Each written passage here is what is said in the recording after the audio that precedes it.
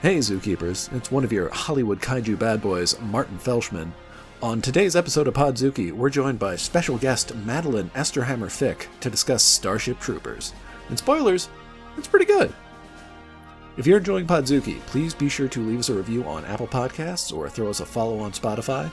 And if you'd ever like to get in touch with us or have something you'd like us to say on an episode of Podzooky, we'll read anything you want us to. So, feel free to tweet at us at Podzooky on Twitter or email us at podzookipodcast@gmail.com. Render unto Ghidra what is Ghidra's. 10 to 1 he sees you through a beaker and a tweezers. Read the fine print and be like, what's the big deal? Spun wheels of steel since broke wheel, big wheel. Back when it was greasy as curl, now it's easy dread. Had a rhyme on how they used to tease him about his peasy head. Yes, y'all, to the beat. Have a ball. Welcome to Podzooky, America's only funny title right here podcast. You fill it at home. We do it every time. I'm tired of doing your free work. We don't even have enough Patreon set up, and we're not getting free money for this. Should we set up a Patreon? Yes. Can we have a single tier and have it be like $1,000? Yeah. And when someone subscribes, we just stop. Yeah. It's called the ransom. We'll finally do it. We'll fucking do it. For only $1,000? I'm gonna do that. Go higher than that. Okay, fine. $1,100. I was gonna say, look, that's $333 each. That's pretty good. That's a lot. When of you put it that cards. way, what I'd gain from it. Yeah. We'll be working on that for our next episode. But anyways, it's Podzooky. It's a kaiju podcast. I'm one of your kaiju Hollywood bad boys, Brandon Kirkman. I'm another one of your kaiju Hollywood bad boys, Luke Evans Flip. I'm your third Hollywood Kaiju Badboy, Martin Felshman, and we have a special guest, good friend of mine, writer, storyteller, comedian. Everyone, give it up right now for Madeline Esterhammer-Fic. Mr. Hammer, we went through this in the car. I thought I said hammer. I have a weird way of pronouncing it. Brandon, can you edit this? No, So I said no. I'm gonna repeat it with shame. reverb. Madeline Esterhammer-Fic. Esterhammer-Fic. I want the shame in here. Marty, we went over this in the car. I thought I said it right. You know, I feel like it's only Esterhammer-Fic. Esterhammer-Fic. I feel like giving me PTSD to co-hosting Pressure open mic all the time. Like, I would go over people's lessons because I wanted to be respectful and get it right, and I'd go up and I'd be like, coming up next, John Bo Stockwell. You know, just getting the name wrong, putting a B there for no reason. Shout out to John. We should get back again. I remember his episode was really fun. It was. What did we watch? I forgot. I just remember he was being really insane on it, so I want to have him back It again. was a fun time. I do love John. Anyway, what did we watch? What did we watch for this episode? Well, I was really excited to have you, Madeline, because you posted to Martin, and he put in the group chat, here are the movies you consider. The first one was Starship Troopers. There's other movies after that. I didn't even pay attention. I was just like, I want to do Starship Troopers. Well, my vote was for, I like all the movies that you suggested, Starship Troopers, Alien, and the one that I was kind of hoping we'd do was Model Behavior. Or Was it? Life Yeah, Size. that was Life Life Size. Life Size with Tyra Banks. We will get you back for Life Size, and then we will get you back for the Life Size sequel that came out a few years ago. Oh, Yeah, because they did one much gosh. later. That's more like, wow, I was like, I guess because... What's it called? I think it's just Life Life Size Size. 2. Yeah, it's still Tyra Banks. I guess her star had fallen enough to where it's like, I guess I could remake that movie from the late 90s. It's weird. If it would have been a few years earlier, it would have been the perfect nexus of where Tyra Banks and Lindsay Lohan would have been at the same level again. Oh, that's a good point. Lindsay is coming up again. Yeah. I think they're doing Freaky Friday too. Good is for the her. rumor. Yeah. Is she just gonna appear in it for a second like she probably did in that Mean Girls musical? She was in a Netflix Christmas There's a new Mean movie Girls, last- too. Yes, it's a musical. Oh, yeah. Yeah, they didn't advertise it as a musical though. It which tricked- people they are tricked kind of people. weird out of it. I'd be so pissed. Yeah, people were. I mean, I do like a musical. I just can't go into unprepared. I need to have That's my tappers reasonable. on. You need to Yeah. make sure you haven't fucked with your bullshit threshold all day. That's actually a really good way to put it. Like, It's a lot like watching anime. yeah, That's a wonderful comparison. musical animes, like, they're very on the same level. I feel like. Is there a musical anime? Oh yeah, Oh, there are a there has to bunch. be. Oh. Can't name any off the top of my I head. was about but- to, I was waiting and I was like, oh. Interstellar 5555. Oh, that's a good one. Ninja Scroll. Ninja Yeah. Scroll. Yeah. Bible Black. You know, Bible the classics. Black. Yeah. That's a porn. Yeah. Oh my God. That's art. I just want to put that out there. I'm That's sorry. art. You're right, Brandon. Okay. Yeah, I did actually like the whole list. I shouldn't make it like I was trying to poo-poo it, but like I realized I hadn't watched Starship Troopers in a while. We've been talking about Paul Verhoven at work a lot lately, I feel like. There's a coworker of ours that we found out I've never seen RoboCop, so now every time I'm like, hey, there's still time to watch RoboCop. I lent him a copy of RoboCop over a month ago, and he hasn't He watched still it yet. hasn't. A while back at work, for some reason, I guess just to keep my mind occupied while doing bullshit tasks, I would sing the theme to RoboCop. RoboCop. No, it was like RoboCop. Yeah, what are the lyrics? He's RoboCop. Oh yeah. RoboCop. That stands for Robot Cop. And just that over and over again. I always thought it was Robert Bobbert Cop. Well, that's the famous bootleg toy, Robert Cop. Robert. Before we get into this, I feel like I pulled up the Wikipedia. I thought a really charming aspect of this is that it had been in production since like 1993, with Paul Verhoeven's boy attached to the script he's written a lot of movies with, which was pulling it up right now. I can't believe I forgot his name. Oh, Edward Neumeier. He did like most of the RoboCops and a bunch of other stuff too. But it was in production hell, and finally in 97 they got the red light for it, which was great. Oh wait, green light. Great. Well, I guess that makes more sense. It got a light. Yeah. It got a light. And you know what? Before we get into it, and I don't want to give away too much. I hadn't watched this since I was probably like, I want to say 12. I think I realized I've always loved this movie, but I have not like watched it since I originally saw it when I was a young man. I didn't even realize there was words exchanged during the shower scene. That's so real. But now that I was older, I was watching it is a funny thing to say. Listen, I was 12. I was just a horny little guy. I was so excited to see boobs. Maybe the second time. I know the first time for sure is Titanic. Iconic. Yeah. And you know what? Looking back, still this is great. It's really artfully well done. Yeah, very tasteful. Mm-hmm. I mean, I saw the movie when it was in theaters as well. I'm a little bit younger than you, so I was probably like 9, 10. Oh no! When I So saw Starship or Titanic? Starship Troopers. Okay. Oh no! Is this a PG-13 movie? No, it's R. No, this has got to be a hard R. We might have had It's similar hard dads R. though. My dad loved taking me to violent movies. Well, I think my brother wanted to go see it, but he ended up hanging out with his friends that night, so my dad still took me, and I don't think he knew anything about the movie. that rules. This is okay. I'm happy Exactly. to hear this because my dad took my older brother, who would have been about 9 when this came out, and it was the same thing where he did not know what he was taking his son to, and my brother was just like, "Whoa." I'm looking it up now to see if it's rated R. Well, but I remember he gotta made be me my It dad. is, yeah. My dad made me close my eyes on the scene when like Diz and Rico are about to have sex while they're like Which isn't at even the that camp bad. It's not party. bad. Just a few Yeah, clips. but then but not during the shower scene, which I think maybe he was just blindsided by it because it does just kind of happen. Like and they're it's a all, lot of guys too. I'm sure he thought like, okay, this can't go on much longer. yeah. I mean, I don't know. Like I It don't even kept remember like, going. but it's not like they're not like the people in it are attractive, but it's not Yeah. like sexy. Yeah. Nudity It is was just really respectful. It was. It kind of made me think, because I read that this is set in the 23rd century, and so it was like, oh, maybe the free the nipple movement really It did it. it did it. Well, it's kind of like despite all like I guess maybe it is part of the messaging and theming of the movie where like there's this sort of like no boundaries between people who are in the military. Like, And just female male dynamics, because even the sports thing, did the sport ever have a name, by the way? It was just football. Space football. well, Okay. it was football, just flips in it. Yeah. That was really the only difference, Flip- and it was a football. linoleum floor. Yeah. Football! Flipball! Because Diz was on the team. Yeah, she was and She was no like the one- running back. Or Yeah, whatever. and no one was like, get this little lady out of here. Yeah, there were women They were- in command. Yes. Very- It was nice Yes. for a movie in '97 where they didn't even have one part of being like, "I'm tough and I'm a girl." Yes. Like they And- just all were on the same page right away, which was kind of nice. It is an I interesting. appreciated that. It's an interesting aspect of the film where, I mean, there are these massive overtones of fascism, but there's not like a big gender divide. There's not a Yeah. race divide either. There's no like clear examples of like poverty. It's Yeah, it's interesting. except the one guy that was like, Johnny, you're from money. You're a rich boy. That was Yeah. the only like moment it where felt, In it the felt farm boy. underexplored. yeah. I agree. I super agree. Also, did you know that Johnny was a nickname for Juan?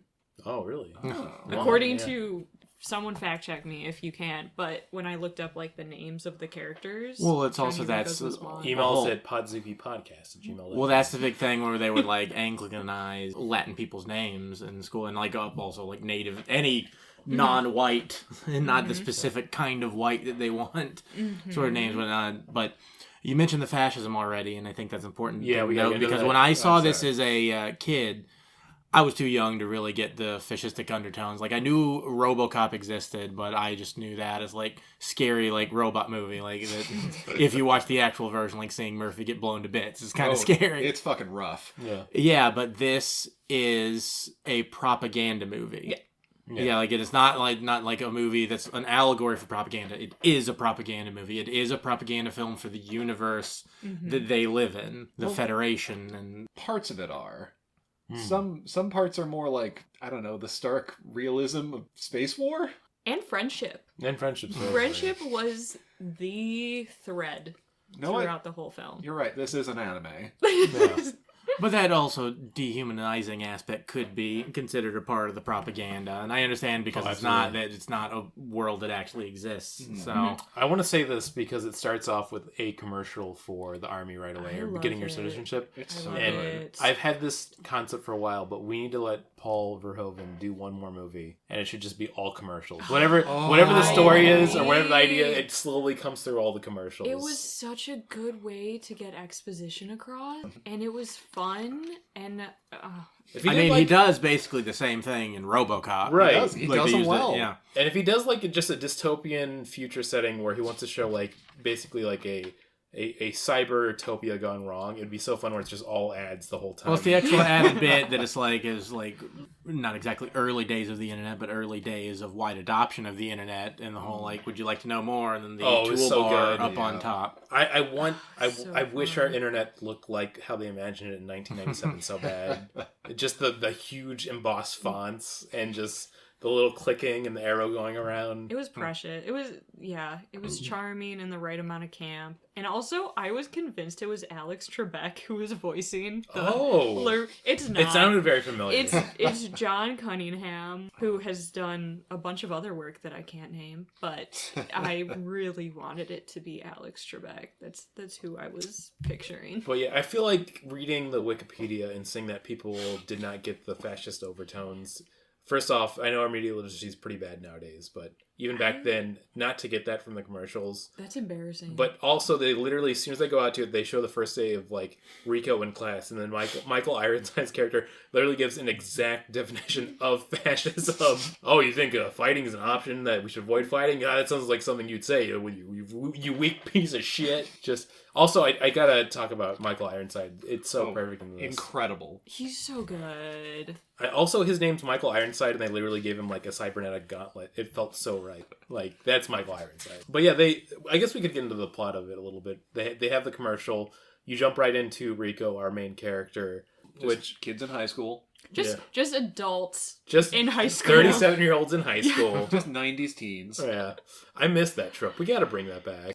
Make them older. I feel like have just a high school full of 60-year-olds and never explain. This felt older though. Like Yeah. it very much felt like I was watching 30-year-old people in high school. Well, it is like, it made me think of like She's All That, especially during the high school and like prom scenes where they are adults playing teenagers, but also just that sort of like waxed over, like, oh, this is what high school is, going to the prom and having a girlfriend who's not as excited about you as you are about her. I feel like that was kind of a new thing. Sorry, What are you we're gonna jumping do with ahead. your We're life? jumping ahead. No, we can jump around. She didn't like his flash art.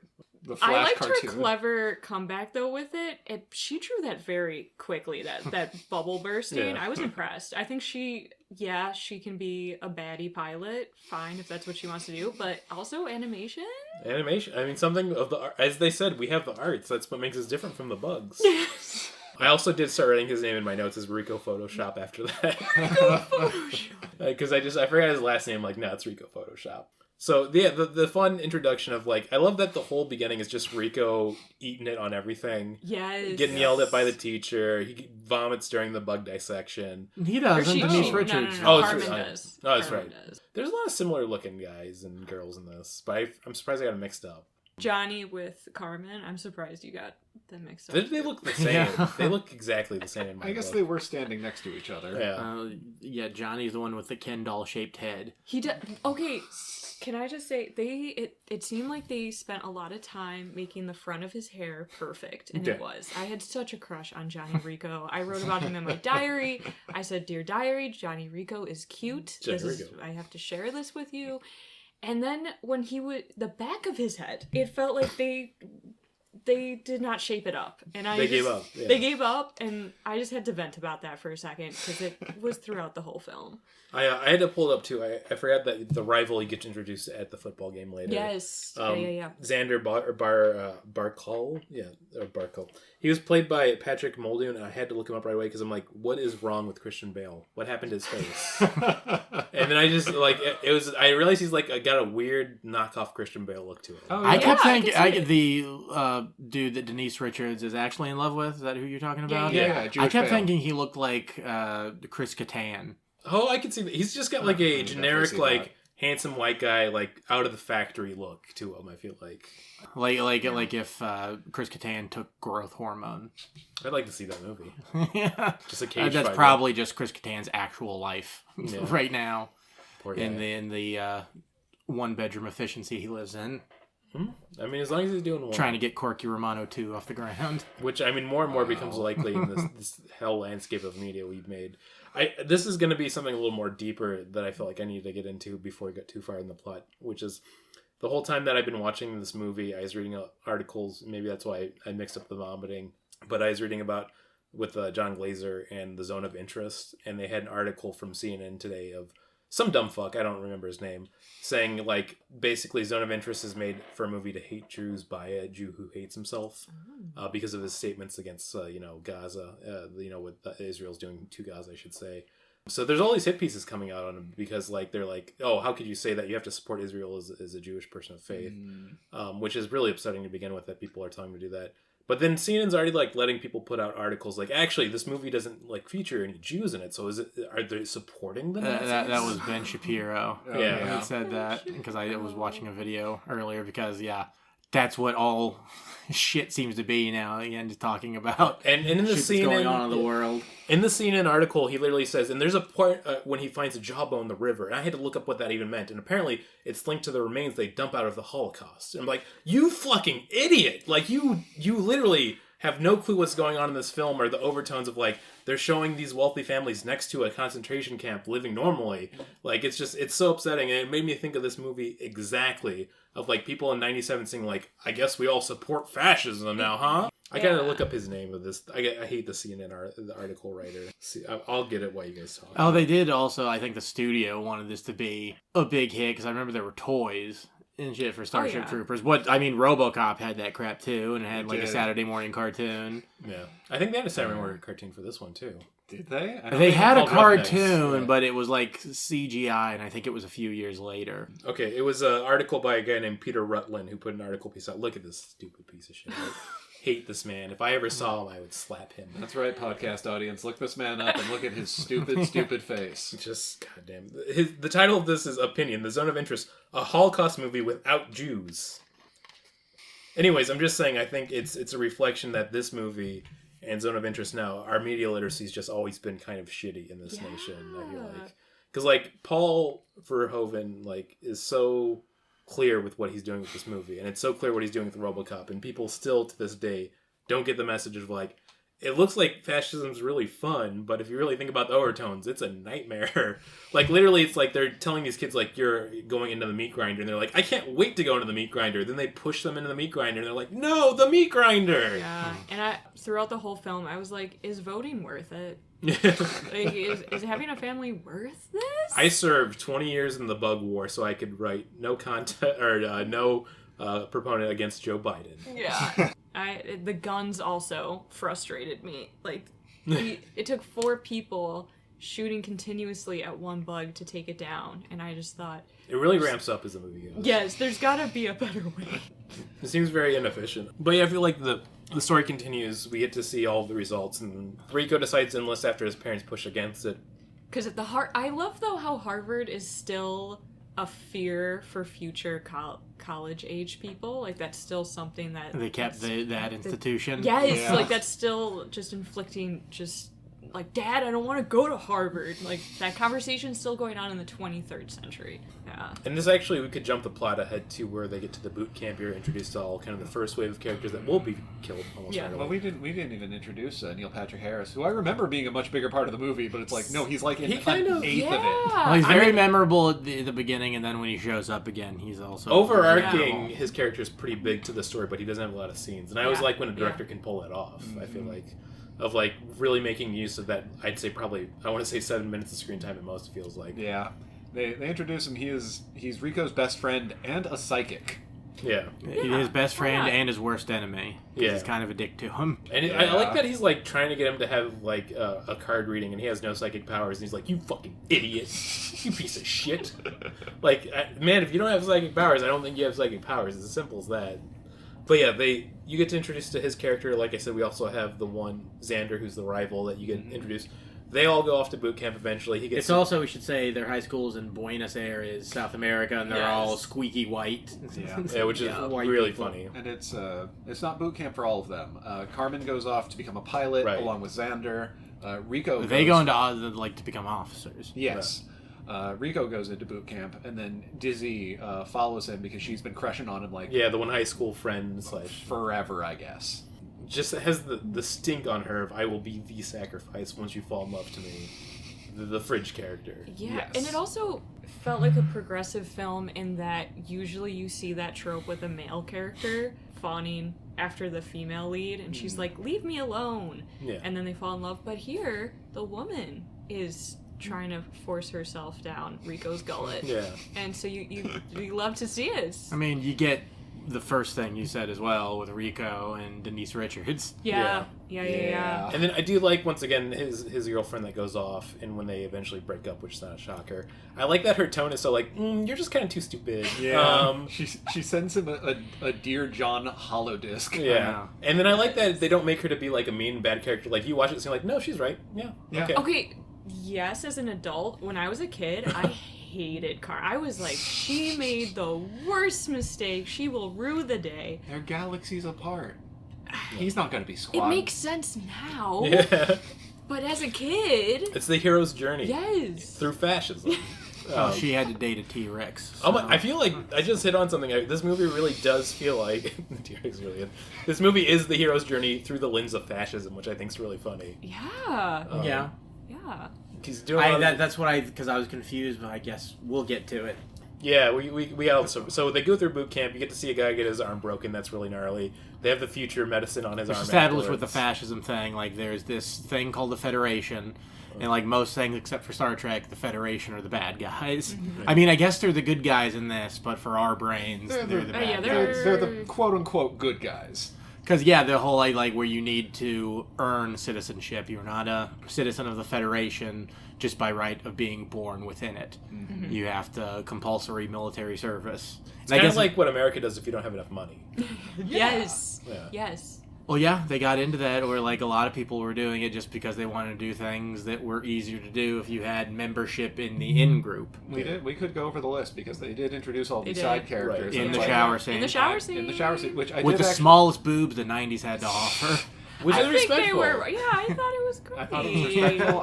I found a very fun fact about the shower scene. I was very excited to hear about this. Apparently, to get everyone to agree to it, Paul Verhoven actually directed this naked as well, Oh. which I think is I don't know I think it's very funny because The it's actors like, no, didn't want him to be naked, Well, but he no. insisted. Yeah, he kept yelling at them. My headcanon is they wanted him to be naked. He was planning to be naked anyway, so it was a Yeah. real win-win. Yeah. Yeah. It's like, oh, this actually could make it where I don't go to jail today.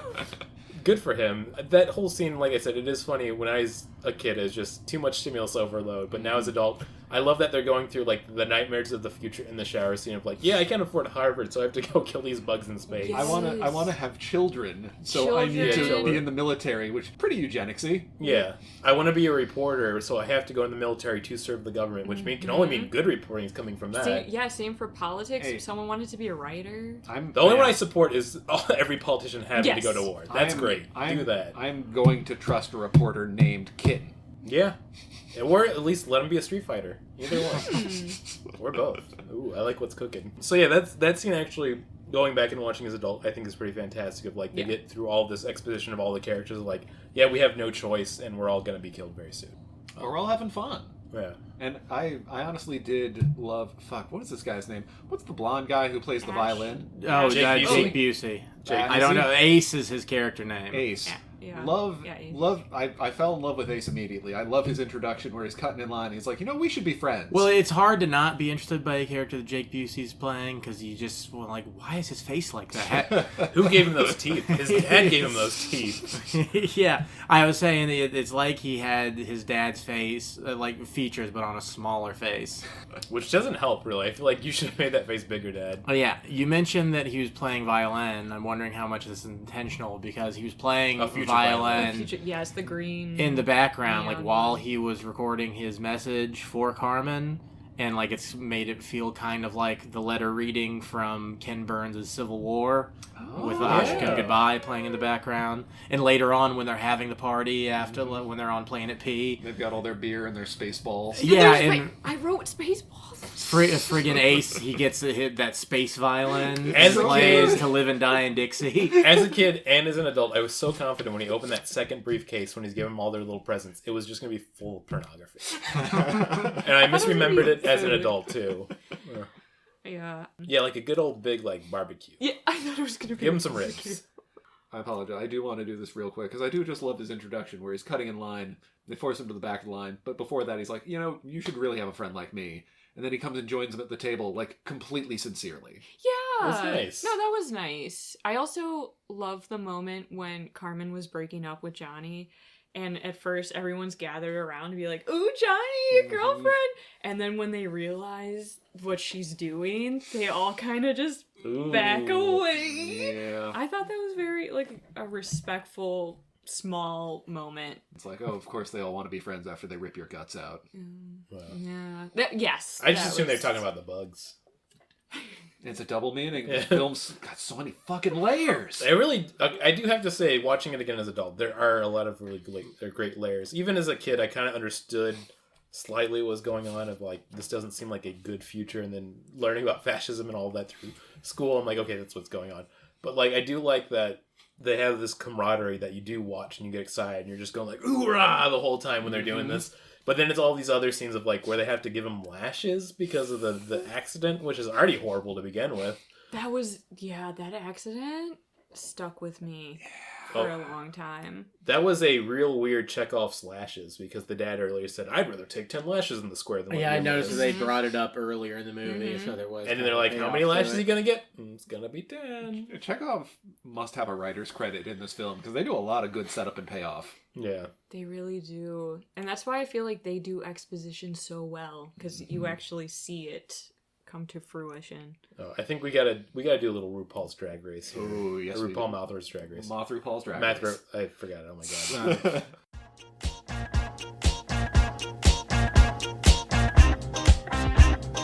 Moth RuPaul's Drag Race.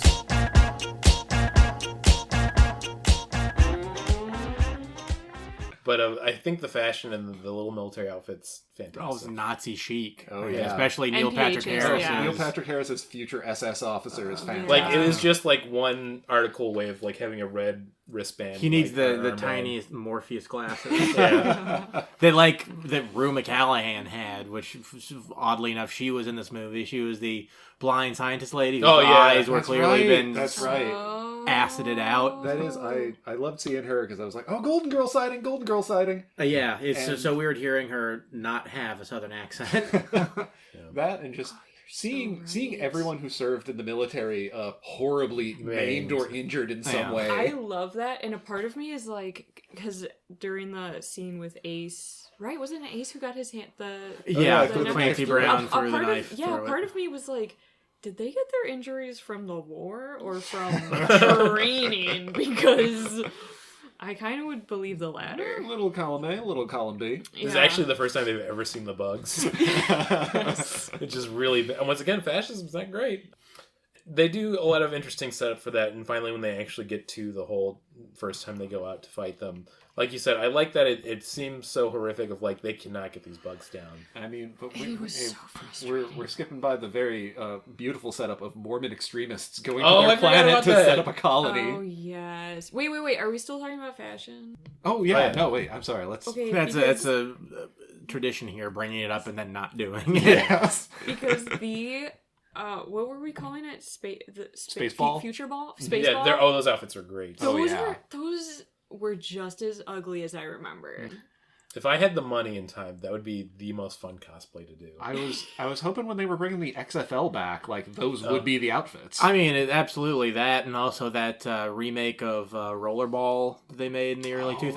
yeah. They have very similar outfits to that. So Like what the 70s thought the future was going to look like. We should watch Rollerball. Maybe they just took these outfits. The kaiju's the rollerball. I also appreciate how the palette seemed to be the opposite of the 90s palette. Oh, Like, it was yeah. very muted tones, so I appreciated that. Zack Snyder's watching Yeah. it like, oh yes, yes. This does seem like Wash a out film. those colors. Yeah, this does seem like a film where Zack Snyder would watch it like, what a great fun film that was. Man, that's so cool what they did. I can't wait to do my remake of Starship Troopers. Yeah. Oh, just men being dudes. I fucking love it. Yeah, Zack Snyder fucking sucks. Going forward though with this movie, and then when they get to the first bug wave, all the characters like almost get killed off right away from like the boot camp. I feel like, which you knew was happening. It's fucking horrific, and it's a stark contrast to the rest of the film where it is really like just run and gun. Let's fucking go in there. Let's do it. This was the military not under anticipating the enemy, testing to see the limits of what the enemy could do, and just throwing bodies at it to find out Which what it they, was. they hint at very often in the film of like, yeah, we had to see how this meat grinder wave was gonna go. Yeah, 100,000 dead in an hour? I think it was 300,000. Yeah. I wrote 100, but maybe Oh, you're right. okay. But I still, could definitely be wrong. I'm sorry. I'm not trying to mansplain. I'm so sorry. Yeah, for the look at what they do here. Podzooky, they mansplain. But jeez. no matter what, in an hour, Yeah. this is a lot. It's a lot. And the bugs we miss the bugs throwing an asteroid at Buenos Aires. Oh, that's right. And that's why Rico, even when he's about to leave military leaves, service, he decides to go to Clancy Brown and Hank, ask him to join again. Almost a comical scene of like he's talking to his parents like, oh, there's a giant shadow over us all of a sudden. Oh, Yeah. Rain this time of year? yeah. And then it cuts out. Not beautiful Buenos Aires.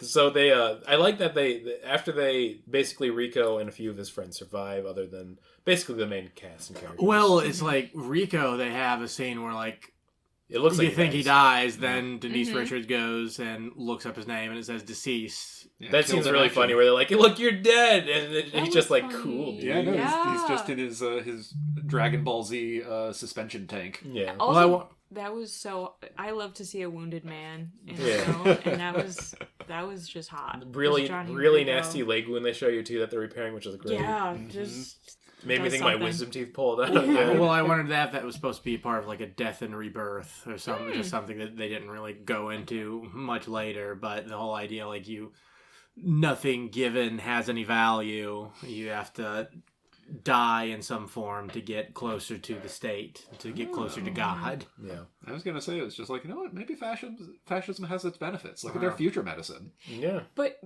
yes, but then people had no limbs. Too, I think so the only it's- way you get access to the future medicine is by getting killed by the bugs. Yeah. So, yeah, it's pretty grim still. And then also, to continue the plot going with that, they get absorbed into the Roughneck unit, which is ran by our Michael Ironside, back ready with his robot arm to crush some bugs. Yeah. Which- Yep. Story-wise, I don't know how much sense that makes, because if he joined after what happened in Buenos Aires, wouldn't he have been in Buenos Aires to die? And if he joined before, why did he join before? He was already a retired teacher. Probably Just got bored. the love of fascism, just the Love of the game. the love of the game. You know what? That does come back with the drill sergeant. I'm tired of all these students questioning authority. I'm gonna go kill some bugs. It's as simple as that. But yeah, it's great seeing him once again. I love a great meaty Michael Ironside role. Oh, he's so. We fucking get good. introduced to the new good. wave of fodder, basically, which I forgot about, like who survives at the end of this film until I finish, and it is kind of funny. Like this new wave, none of them make it either. No. Yeah, you can't Well, get attached. Technically, the one girl who gets the flamethrower on half of her might have survived. Yeah, she wasn't there for the last bit. She's hopefully on one of those ships somewhere. Get one of those robo arms attached, getting ready to recruit more young kids. Be like, you could be just like me, you know?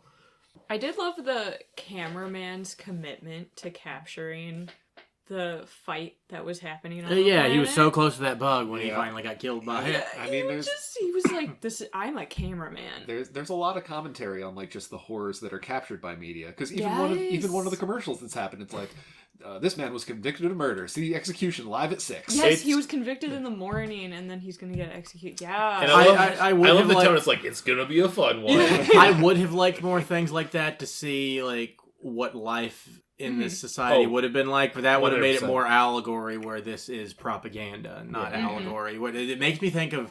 And you guys ever watch Southland Tales? That terrible We've Brian brought it Kelly up a few movie. times, I think, on the podcast, which is funny. It made like it's kind of like Brian Kelly was trying to do something kind of like Starship Troopers, but he wasn't smart enough to pull it off. Yeah. Like he doesn't know if he wants to make like a satire or an allegory or a music video. So he just kind of shoved it all together and like, I made Donnie Darko. I can do this. It turns out you can. I do want to mention this also with all the commercials and propaganda is the funniest scene in the film when the teacher has outside with the kids with the bugs saying, "We got to do our part," and she's going like, "Yeah, yeah." That's iconic. That scene lives rent free. That woman gave it not 100%. She gave it 1,000%, and I hope wherever she is, she's doing well. Watching it again, I remember as a kid laughing at it pretty hard, but as an adult, I still laughed at it very hard. It was really good. It's fantastic. And the text over it. I think it also is like a signifier of like how much more left-leaning I've become as I've gotten an adult. Of like, kind of sucks they're crushing like real bugs. Yeah. I wrote that note. I felt the same way. I was like, Did you look it up? Were they real bugs? They had to be. They had to be real Yes, they bugs. were. Because they were cockroach. And they didn't have one of the no animals were harmed during the making of this film thing. Actually, and it said every animal was harmed that we showed you. The dog, that cow, the actual bugs. Especially human animals. Yeah, they don't deserve any mercy. Yeah. So there was that fake dead dog. Yeah, there was a Right, fake dead that was dog. from the destruction of Buenos Aires. Yeah. That bummed me out. That was messed up. you get the iconic line from his owner saying, "The only good bugs are dead bugs." Yeah. And wait, can I just talk for just a touch about the laser game? Oh, sequence? yeah, I forgot about that.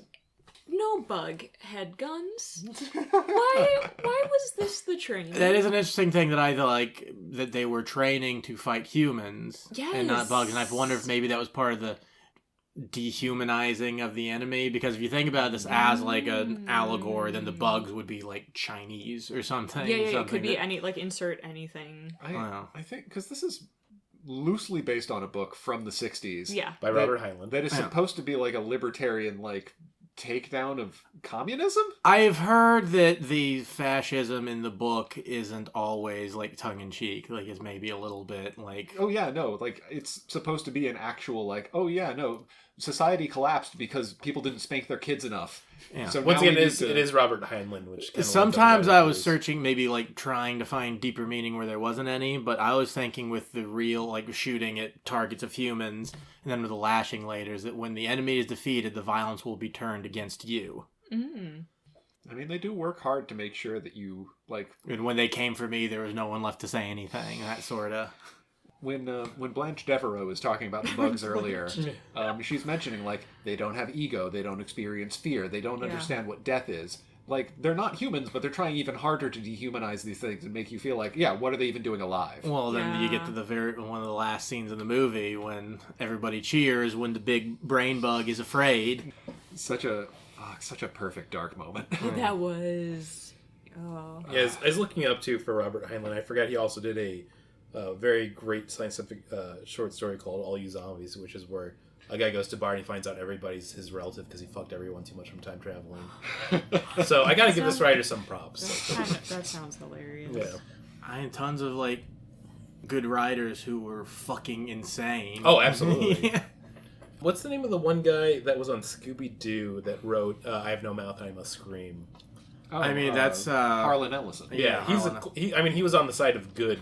I mean, he was an asshole to work with, but like he had a lot of really good like. He was very liberal. Very liberal, but also every story he wrote was like, I'm going to show you the worst suffering I've ever imagined, and I'm going to do it so good. Because I mean, I Have No Mouth and I Must Scream is still fantastic to this day, but reading it is very much like a solo of short story or novellas. I mean, I'm familiar with I Have No Mouth and I Must Scream. I like it. I also like the meme I have a mouth and I have ice cream, and it's the picture of he's smiling and he has ice cream. Yeah, I got distracted too much. I feel like we should probably get back to the plot. Oh yeah. Wait, can we get back to the plot, but with a Reddit fan theory that I read? Yes, sure. absolutely. Okay. Again, this is from Reddit, because I felt like a ding-dong at certain moments of, wait, are the bugs attacking us from that far? Like, what is going on?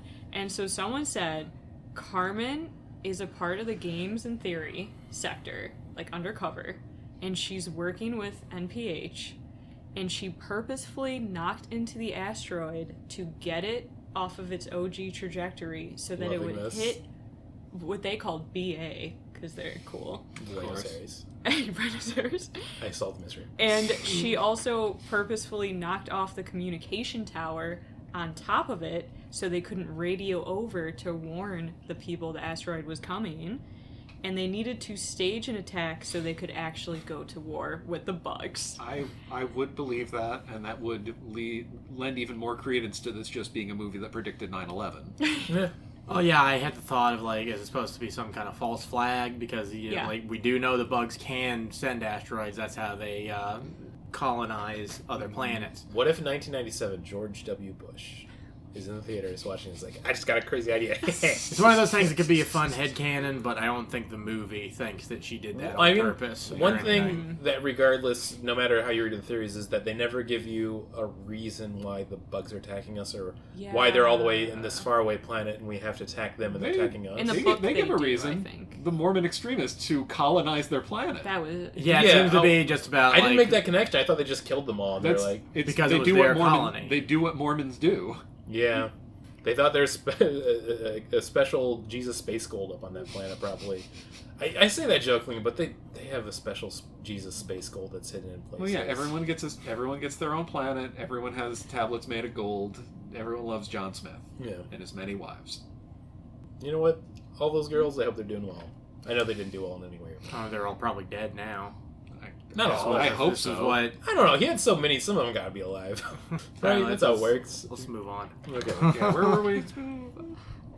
Was that all the fan theory? Just that it was a false flag? That Carmen was a part of it. Well, I mean, if we're going over the plot, basically they get to the second wave where they start making some headway against these the bugs. You have the one encounter with the giant flamethrower bug, and that seems pretty cool. That was cool. No, can we take a second to just like appreciate these special effects? They're very much 90s, but in a good way. They hold up like incredibly well. But I think the bugs are stylized in just a way where like they don't look out of place to me. They look really cool too. The warrior bugs. The soldier bugs are very and they're also the right color and shape to where when they are CGI, you don't really notice it. The only team, I watched it on a Blu-ray. I've had a Blu-ray for a few years of it that I hadn't watched. But the only things that I thought looked kind of shitty were some of the spaceship parts. I don't think those look great.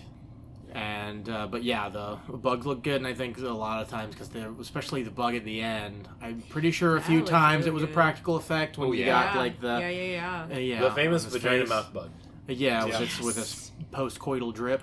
Which I feel like watching it when at first they showed it, I remember the joke as a kid, everybody was like, it's got a vagina on its face. And I remember it as a kid, I'm like, I don't think that's true. And then watching it when they first showed it, I'm like, no, it's not that bad. But then when it starts puffing out, I'm like, okay, no, that's it. That's for sure what he's doing. It's got a vagina for a face, and that thing gets mad. Well, and then if you don't believe that, to get to the very end, when they show that they're probing it, they literally show a giant rod going at saying sensor. I'm like, okay, well, that's very on the nose at this point. Yes. I'm also wondering if that was Paul Verhoeven's decision, or if maybe the studio didn't like the image. So he ended up doing that as this is just going to make it worse rather than better. Paul Verhoeven in his scene before they put the center, it's literally just a giant goo gun just blasting white all over it. And it's also they're doing the same thing to the bug that the bug was doing to them, sucking their brains out. Yeah. with their mighty proboscis. Yeah, and I know we've jumped ahead, but also that death is so gnarly, but so cool. Oh, absolutely. But anyway, so the second wave, they make some headway. We get reintroduced to, like we were saying, Neil Patrick Harris' character shows up on the ship, saying, like, we're going to find that bad bug that we need to find. And then he's already making big command decisions. Yeah. There's a much of it about this, about how, like, the older people are dying very quickly, young people are getting up to the top ranks extremely fast. It was literally like one line, like, that's right, I've read Ender's Game. That's what's happening. I make those calls. Well, they made that call specifically. We have definitive proof now that these are intelligent aliens because they set a trap for you that we were expecting them to do, And which is why most of you are dead. Yeah. And then he's like, sorry, and he gives a little smile, like, ooh, that little rascal. I'm a stinker. He literally does, like, have that discussion with them. He's like, okay, well, I guess I'll go back on the field in the meat grinder, and then he, like, turns over and he smiles. He was... I remember Johnny being pissed off in that scene from the last time I watched the movie, but no, he's like, that's what we're for. Yeah. To be bodies to be thrown at the problem. all in. He's so resigned to it, and then on top of that, it's just such a clear, once again, message of fascism and how it just does not care what it uses to make it, achieve its power. I wouldn't even say he's resigned to it. Like, I think he's like, he's into happy it. to be angry like this. I think he's into He's it. getting a little horny about it. Yeah, for sure. He's a passionate man who traded like any other thing he could have in life for just war. Yeah. War, Yeah. whatever changes. And the ongoing joke of every time someone would die, and if Johnny was nearby, it'd be like, well, you're the corporal now. That was pretty good. You're the lieutenant now. I'll be this until there's someone better or I die. Or yes. They made like 3 more movies, which I know they did, but like let's say in succession where they were all right after this, eventually it would just be like a boss baby at the top. That's all that's left. And he's making all the choices. Love to see that. Boss baby. Starship Troopers 3 Boss Baby. Everybody else died. Oops. Yeah, it is fun with like the clear message of it. We get the build up too of like basically like the second to last scene. They're getting closer to where their brain bug's supposed to be. Michael Ironside bites it sadly before they all get rescued. We kind of knew it was gonna come. Michael Ironside, and then Dizzy like 20 minutes after they fuck. Yeah. Yeah, she really... And then her dying line was, at least I got you. And it's like, Boo Boo, was it worth it? Like, Johnny doesn't strike me. And she says she loves him. He doesn't say he doesn't it say back. anything. No, what's even worse is he just gives the creepiest smile I've ever seen, where he's just like,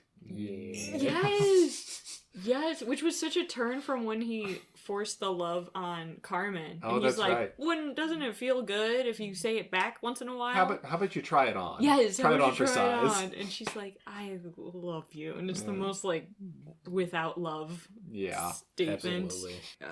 That was... Why? There's so many fun, wild choices in this movie like that. But also, when Michael Ironside does walk into them and he says to him, like, I need you there in 10 minutes, and he sees her and he's like, okay, I'll need you back in 20 minutes. It'd be funny if you looked over Rico and was like, okay, 7 minutes at most. Yeah, 'cause she's like, we can't possibly do this in 20. And Rico's like, no, we can't. That's so generous with the time. That's generous. 19 more than I need.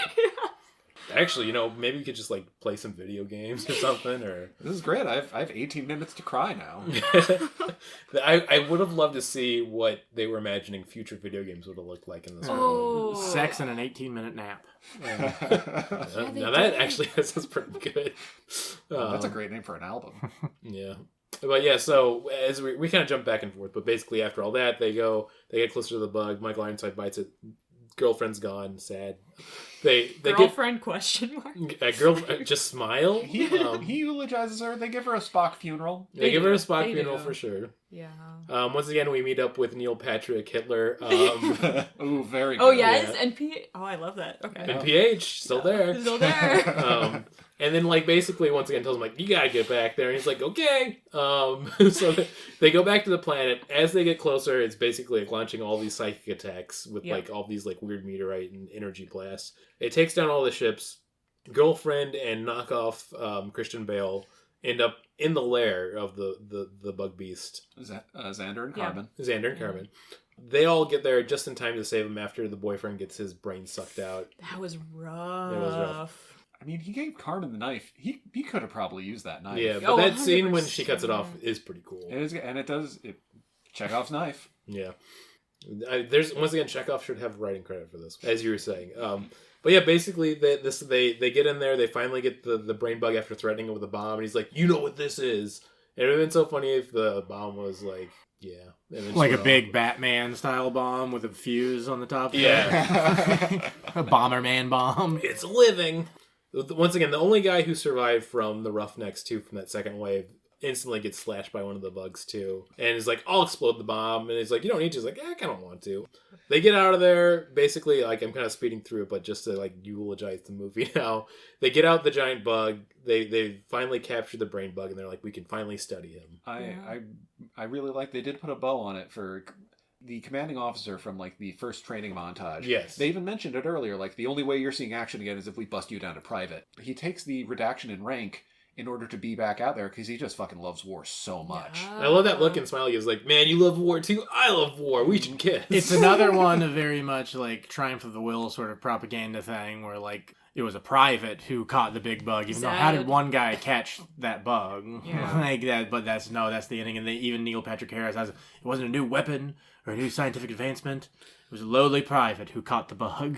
Let's give it up. Like for if that. you join the Federation and become a citizen, you will be a part of something greater. Give yourself to the state. Yeah. And then basically they end it with a nice another little propaganda video, which I Yeah. feel like is such a great way to wrap it up. Absolutely. So yeah, I feel like Where they're all in command now. I feel like we could get into doing the ratings and reviews for this. Wait a second. I'm so sorry. I missed this from one of the montages of television earlier. Frankly, I think the idea of a bug that thinks is insulting. Oh yeah, the Paul Rubens. Yes. Was that Paul Rubens? No, it looked like him. him. Oh. He was a frail-looking white man with black hair and a bow tie. And again, like just such fucking good commentary. Yeah, it is like, once again, they are bugs, but it's like complete dehumanization of them. How fucking dare you have empathy? Yeah, it's just, if you even think about it. Also, the idea that he wasn't the president, but he was their equivalent of the president stepped down and was replaced by a woman of color who wants to do the exact same thing. Once again, setting us up for, I feel like, all politics right now. Yeah. Yeah, good movie. That's what I'm going to say. Well, it does kind of maybe give like why they would maybe have the illusion of option. Mm-hmm. And the idea that they have some choice in things when really they don't. And the dude saying like he doesn't think a bug can't think, he just thinks the thought is offensive. Yeah. Infringes upon the rights of humans. Yeah, and honestly, if you think that you should go and listen, tell them yourself. We'll give it 5 out of 5 bugs. We don't got to think too hard about this for the rating. I think that's good. I think that's We don't. fair. We got to overcomplicate. We don't have to do it when we said. Remember when we had the what was the I remember your many stupid rating systems. Yeah, We've had a lot. There was Godzookies and not Godzookies, which Was it crabs for a long time? It was crabs or crabs. not crabs? Yeah. Or no, crabs How about versus 5 turtles. bucks? Yeah, some weird shit like that. the 6-armed guy from Mortal Kombat. I'm forgetting the name of. Isn't he only 4 arms? Oh, 4 arms. That's Oh. right. Who was that? It's not Kano. Goro? Goro. We Oh should yeah, it bring was that- It was Goro thumbs up. Yeah, If the you're Goro doing thumbs it. up. We should bring it that could be back. a mixture of like thumbs up and thumbs down. That was a good one. Well, not this episode. We're sticking with bugs. I'm gonna give this a very solid 4 out of 5 bugs. Have we done a Mortal Kombat movie, or were we just talking about Mortal Kombat? I think we were just talking about. I think we Mortal should- Because I don't Goro think on we've the ever mind. done a Mortal Kombat movie. Not even that new one that came out. Let's do a Mortal That Kombat didn't movie completely soon. suck a few years ago. Yeah, Wait, we are you should- bumping it down from 5 out of 5 to 4 out of 5? I'm doing a 4 out of 5 for this one. Oh, 4 out of 5. Oh yeah, no, 5 out of 5 is just it's the maximum amount of bugs. Okay. Do we each give one? What We Oh, each yeah. get one, yes. But I He's should- not just going to decide all of our opinions. Oh, yeah. It's, I get to do it. I'm the king. It's his house. Yeah, I do want to say though, I feel like I'd give it a little bit higher, but it's that thing of like, I wouldn't say it drags, but the I feel like the escalation of, you have like the first scene where they're all kind of put through the meat grinder, but then they do it again and they do it again. I feel like they could cut one of those out and then it would Yeah. at least bump it up to a 4.5, if not even maybe a 5. But it does feel like just a perfect Verhoeven film. It was so fun to watch again, and just the fact that he gets such a good mixture of like satire and comedy, so well done. But I mean, with really fun action pieces still. It was very entertaining to watch again. So, and once again, Neil Patrick Hitler. I'm just glad I got to say that. So That's so good. I think I got to give it a solid 4.5 bugs out of 5. I enjoy this movie a lot. I think it's my second favorite Paul Verhoeven movie.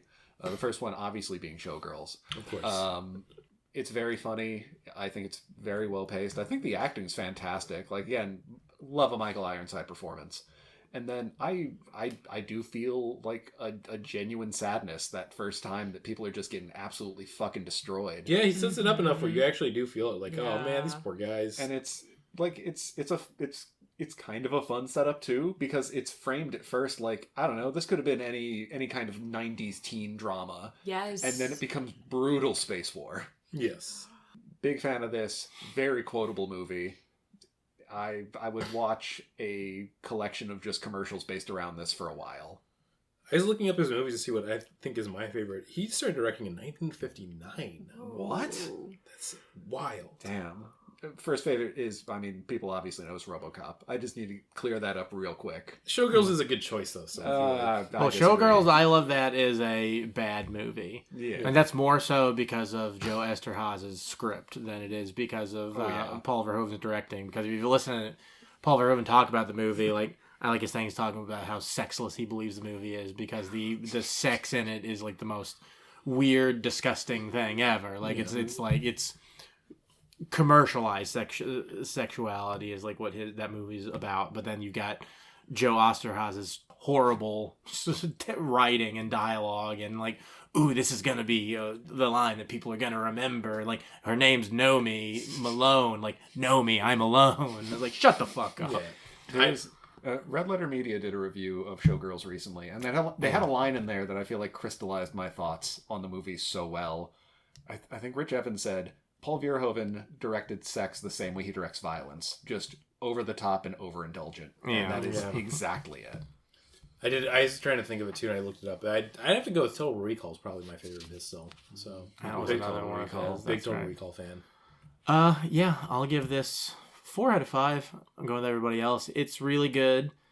Took me a while to rediscover because I saw it as a kid and didn't think about it. It might not even been till like a few years back when Red Letter Media did their video on Starship Troopers. And I was like, because I do wonder, like, I'm sure I probably would have gotten the fascism thing. Like I said, I saw it when I was 10, so I didn't know anything about it. And then didn't watch it again until this was years ago when Red Letter Media did their video about it. But it's like, oh, I didn't even realize that was the same dude who did RoboCop. Let me rewatch this movie. Like, yeah, it's awesome, but it's not like RoboCop is like a perfect movie. Absolutely. I don't think this is a perfect movie, and I don't know why. I think what Brandon said, where there are a few of the like battle scenes, they're just battle scenes. There's nothing really interesting going on there beyond like the special effects and things they were able to do, and I guess that's interesting in a way, especially 1997. So this is still pretty early with CGI, so that you're not overusing it. It is used to like enhance stuff and those big tanker bugs. It's interesting to see it as like a precursor before we got to like the Lord of the Rings sets of like having these huge armies go at each other. Like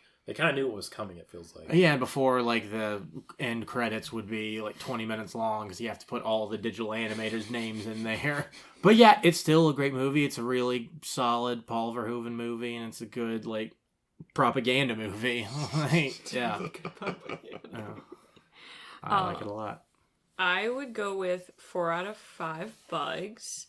I think it's a masterclass on how to do exposition well in a film. It just flowed so naturally. Like, they trying to world build like this and have it not drag it's so awesome to see when that's done well.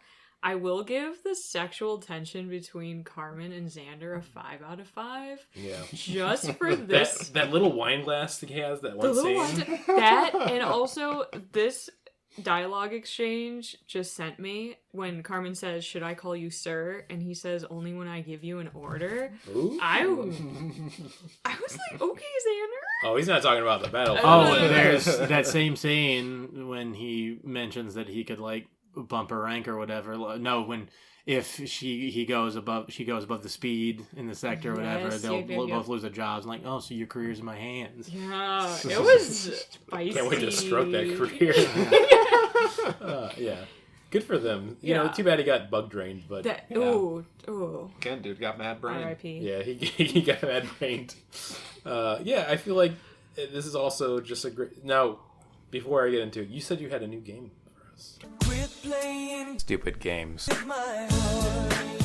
No, I thought I was trying to come up with one, but it wasn't very good. Oh, no, I didn't do one for this one. Yeah. We can do a standby. We can do one of our old classics. Oh, that's a good point.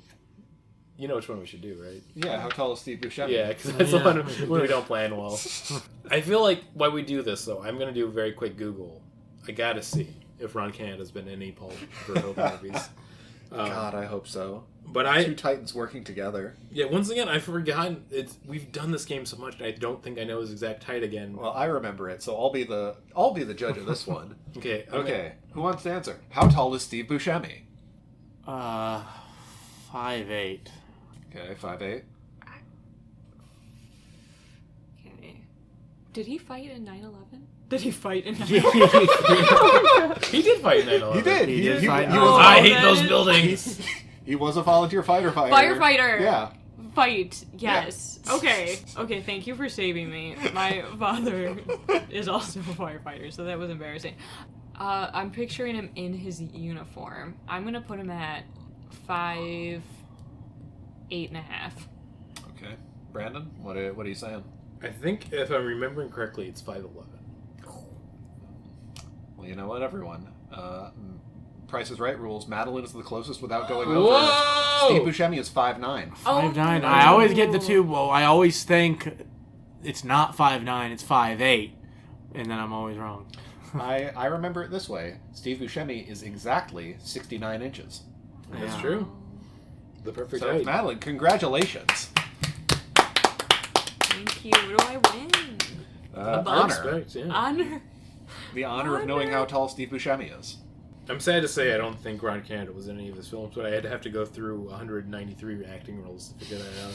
But I just typed Paul Verhoeven and Ron Canada, nothing came up. Oh, that's a shame. I misremembered this game, and I thought we were trying to guess how many Steve Buscemi's was an alien. That's a good. Like stacked. Oh, That's a on really top. good one. that's such a better game. And so in my head I was like, I probably 4 for the warrior bugs. Probably 4. How many Steve Buscemi's could have stopped 9/11? I mean, they'd have to be like tall enough to reach the planes. Yeah. Okay, so it'd have to be at least 100 Steve Buscemi's. Yeah. 3,000 Steve Buscemi's. And this nation would have been safe. Yeah. Do you think if 9/11 never happened, we'd be less insane as a country, or were we just already destined to be this crazy? That's a great I question. mean, it'd probably be less crazy. I don't think it'd be any less stupid, but Yeah. less crazy. we don't would know. hopefully not had that forever war. Yeah, that's That true. one forever war. That one forever. All right, no Ron Canada and any Paul Verhoeven films. I'm Aw. sorry.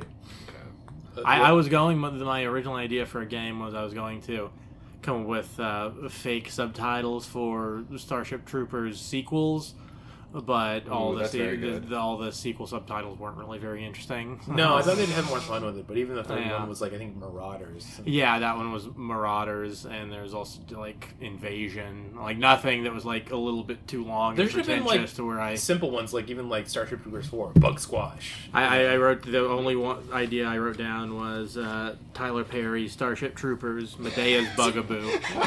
That's really good. I'd watch that over any of the sequels. That's Hello! Oh no, I made it more racist. Oh, you made it way more racist, Brandon. How did she says hello funny, but it's not with ours.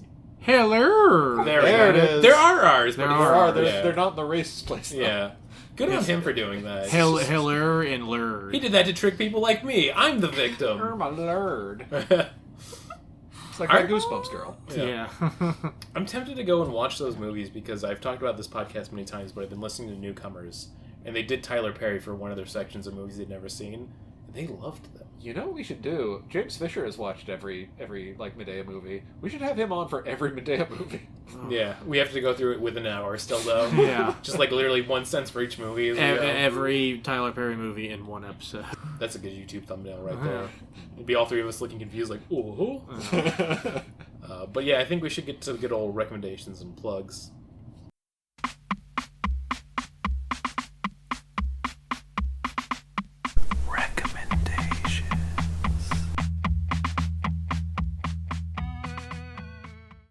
I usually kick it off. Does anyone want to take this one? Well, yeah, I'll start this off.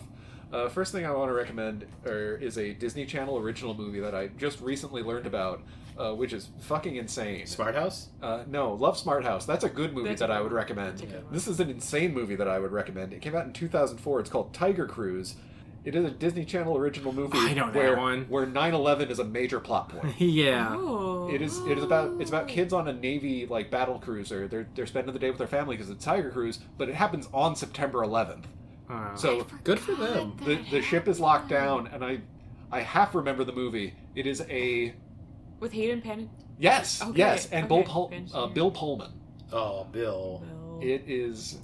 It's a fucking weird movie where the moral of the story is a young girl is upset that her father is always away, but then 9/11 happens. It's like, no, you gotta stay on this ship. Watch it. It's the craziest Disney Channel movie. It's one of the craziest Disney Channel movies. I was gonna say that like there's a Can of Worms is probably the craziest Disney Channel movie. It's What's the Can most of Worms? It's like a weird alien thing, but then it like starts out as one plot, then it becomes a different plot like halfway through it. I could get into my recommendations. I feel like I'm always doing video games, but I just looked at my Steam Deck and it said I put 112 hours into Tiny Rogues, and I felt so dirty. I don't want to recommend it, but I put that much time into it. At least you play the video games you buy. Yeah. I feel like I buy them and then just watch them rot. I shouldn't be poo-pooing it. It's really fun. it's just a perfectly done roguelike. It's called Tiny Rogues because you're a tiny little guy. It's fun. Like you fight heaven and hell in it. You decide each round if you're gonna kill the devil or God. And I love that option. So, and you can also just go into the abyss every once in a while, which is just nothingness. So it's a good game. What am I doing? Go get it on Steam. It's like $5, I think. I've been watching Shogun, the new Oh, I heard this. FX adaptation of it. It's good. Yes, there was a new episode today, and that episode wasn't great, but it wasn't bad either. I don't know. I'm trying to figure out like how much of it like. A friend of mine ordered from the library. It hasn't shown up yet. The original 1980 short miniseries adaptation. I'm curious as to how similar those are, because I know the book itself is like 1,000 pages. It's a really long thing, but I don't know. Just wondering about this modern adaptation, like how much of it is going to focus on this romance, how much is about like historical, like what like it's kind of historical fiction about what happened in Japan, what Japan was like in the. I think like the late 1700s is when it takes place. But also keep watching it because the dude who plays the main guy, who plays the English guy, John Blackthorne, sounds kind of like Frasier, but with a gruffer voice. Oh, it's amazing. Niles, I got myself into quite a situation. When I say Niles, we're in Japan. I will learn the blade, and I will respect the blade. Okay, I'm gonna watch that now and think about it. I will take my ease on the lanai. Which isn't even something Frasier said. That's something that Family Guy said Frasier said. Yeah. I do want to hear just him complain about the Tokugawa Shogunate. Just the reign needs to be stopped. Do I do? Make a recommendation. And also plugs at this point, or do we plug? You can later? We usually have plugs, but I guess I should plug this. There's For Adventure, the show I do at Lincoln Lodge with Hobart and a few other friends. It's the second Wednesday of every month. I wasn't plugging it because I'm not going to be there because I'm having a baby again soon. Yeah. But it's a great show. You should go. We had nothing but bangers. Smart's made it to a lot. Luke's been to one. It's really good. Super fun show. Second Wednesday at 7 p.m. It's a bunch of comedians playing one-shot D&D. It's perfect. It's a good time. But yeah, that's a good example. That's like a good plug. Got you. I would recommend sending postcards to people. That's lovely. Yeah, I've just been starting to do that, like either picking it up at a store, because sometimes they have them at checkout, or sometimes restaurants give out postcards, and I just fill it out and mail it off, and it's just fun. It's thrilling. And in terms of things to plug, I was telling Marty I have a lot to plug. Go for it. Please plug away. So I am co-hosting an open mic on April 18th, which is a Thursday. Nice. And y'all are welcome. And it's a comedy open mic that is for queer performers. And yeah, it should be a really fun time. Our first one is April, and we're hoping it'll be a monthly thing at Whiskey Girl Tavern. Oh, Whiskey Girls. That's Yeah, the former head of Pressure Billiards. Yeah. So it's got good vibes. Yes, it's really a really fun space. And on September 14th, which is a Saturday, I will be performing in a one-woman show that I'm writing and producing at the Neo-Futurist Theater. Oh, I love the Neo-Futurist. Yes, so that is a one night only, so definitely encourage you to come out for that. And my Instagram, if you care to follow me, is Madestfic, MADESTFIC. Those are my plugs. That's perfect. And I gotta ask, do you got any recommendations? Oh wait, the postcards. Postcards, Yeah. and also a bonus recommendation, a tongue scraper. Those are great. Once again, it's somebody who just got their wisdom teeth pulled out, which I thought I was going to complain about more in this episode. My mouth You were smells. good about it. Yeah, you were bragging about it in the Yeah. group chat. Like, I got a new game. It's called Me Complaining About My Life. No, you were really good about it. I've been describing, I realized I had that like white guy thing going on. I've been telling people about it like I was the first person to ever get their wisdom teeth pulled. And then everybody's like, oh no, I've had them pulled before. And I also realized I waited till 38 to do it. So people are like, what's up with this guy? There's something really wrong with this guy. Did you get all of them out? All four. Yeah. It's pretty bad. I was the one who picked Brandon up from getting his wisdom teeth out, so I do have a quick little story to tell. Yeah. It was fantastic. We were in line at the Walgreens. We had to pick up some medication, and they also recommended we get some Claritin D to make sure he's like nice and dry up there. Yeah. Oh. And a mouthful of gauze. Brandon says to me without a moment's hesitation, Claritin D's nuts, Yeah. which was just Had to. delightful Yeah. and very on brand. Drugs won't stop me from making a middle school no joke. Nothing can stop me. I'm not going to talk about the gross story I said before we started recording too. No, I'm not going to get into it. It's really gross because it made Luke upset. So that's enough it's to know fine. it's I mean, gross.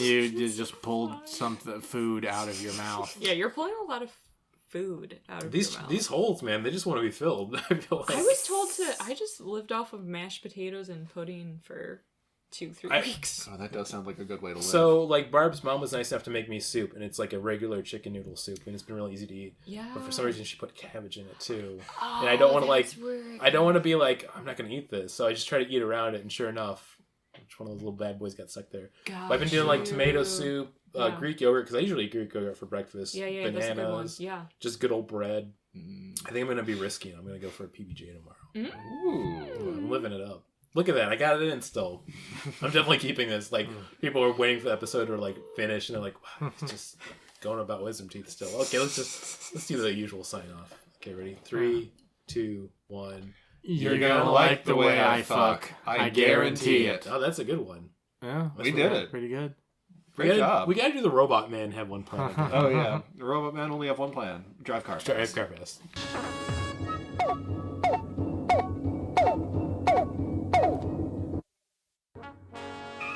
We regret that you have not yet complied with our order. This show has been brought to you by Machine Culture.